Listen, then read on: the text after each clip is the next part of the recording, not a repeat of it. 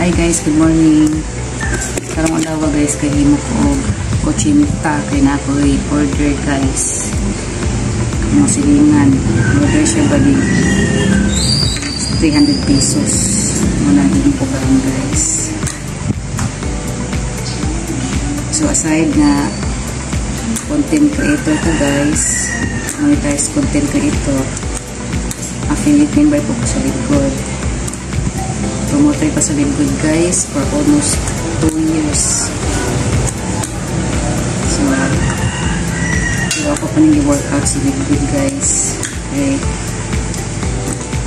Networking man siya. Yun naman business partners ba. Solid na business partners.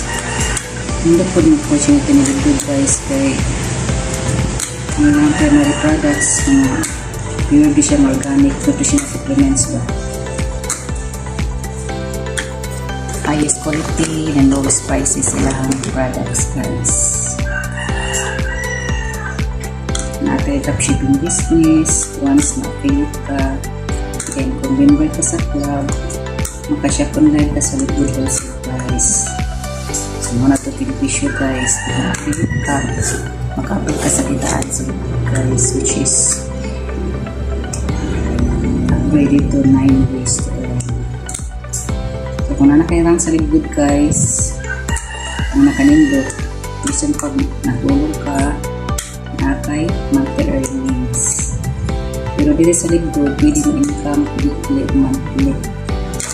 Okay, income butaan ni guys, by loading people o through products.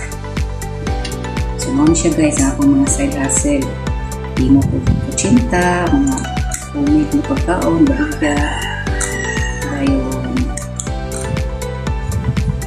monetize content creator o affiliate member sa Lidgood. So muna ako ang ikadisihan guys sa online.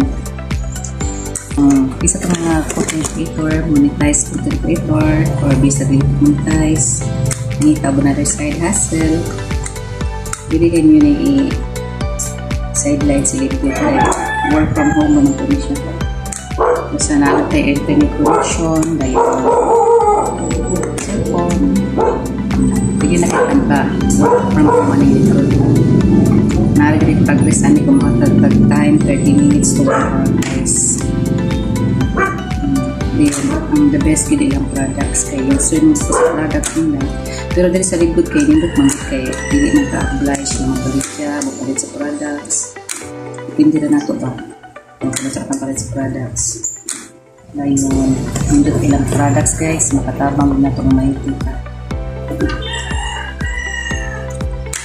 So for more info guys, just message me on my messenger. So add lang for clarifications, so mga questions, so para para ma-invite mo ko sa webinar sa Lidgood. So mga guys, thanks for watching. God bless. Bye.